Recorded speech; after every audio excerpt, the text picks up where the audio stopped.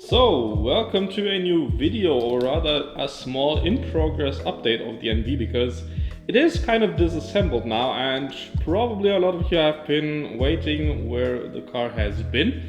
And I'm just gonna tell you what the plan is for the next few, well, I guess months, because this is gonna take a while to do. As you can see, I've pretty much disassembled everything except for the engine and stuff out, because I am going to build a completely new wiring harness. This is all of the wiring stuff that was in the NV, so this is kind of the stock stuff. It's a lot of cables, and due to the car being now 25 years old, the wiring isn't that great anymore. You can obviously also see it in the interior. All the wires have been stripped out, and because obviously the wiring isn't too good anymore, and I've had some problems with wires that were, well, damaged, let's say it that way, and that's the reason why I'm gonna build a new engine and body harness.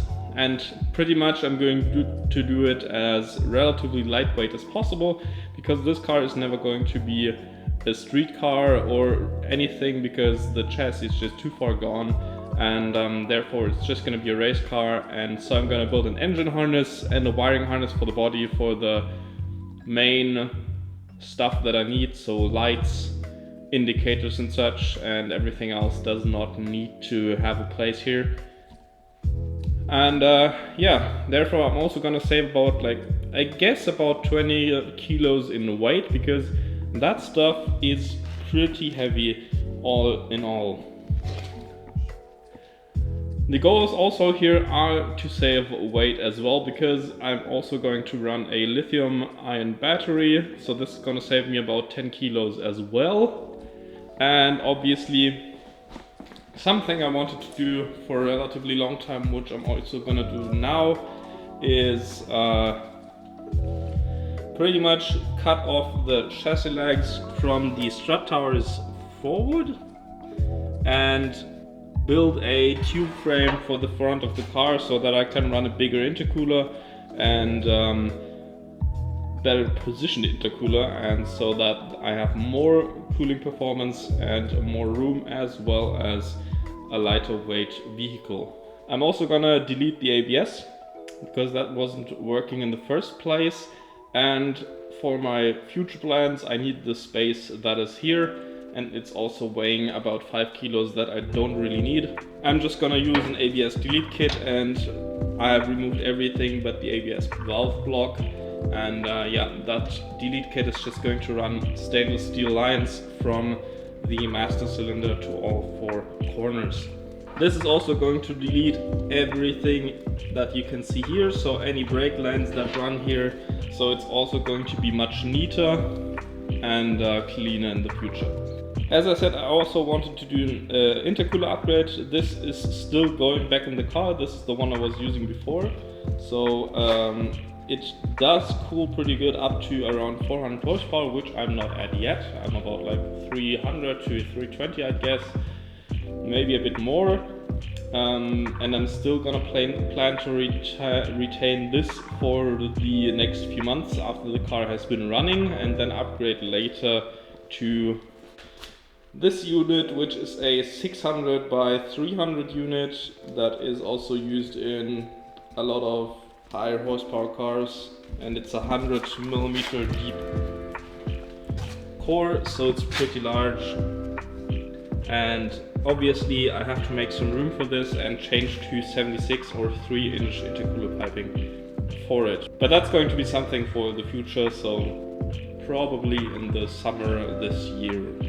I will also be running a modified intake manifold, so a stock manifold cut open and ported, because the stock manifold in itself is pretty, first of all, restrictive and does not have much plenum volume.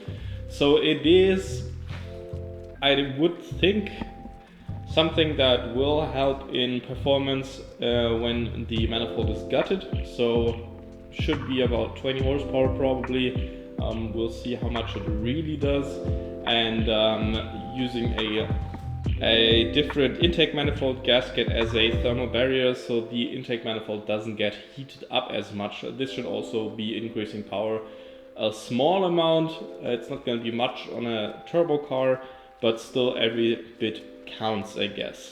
I'm also going to be converting to some lighter wheels, and namely the 15-inch NB wheels in the back, because there are a lot more options for slicks or semi-slicks in this size, and 14-inch hollow spokes in the front, because they are very light in general.